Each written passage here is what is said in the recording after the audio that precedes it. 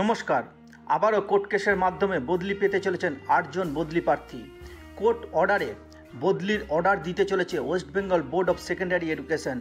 তার মধ্যে একজন উচ্চ প্রাথমিক বিদ্যালয়ের শিক্ষক আছেন।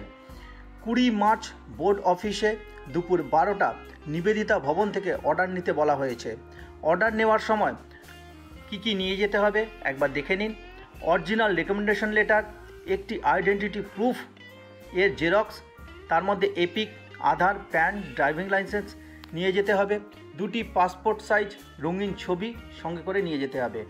এবার দেখে নিন বদলি প্রার্থীর নাম।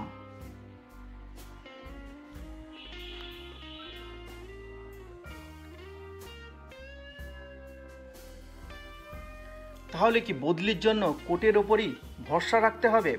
এই প্রশ্ন কিন্তু থেকেই গেল।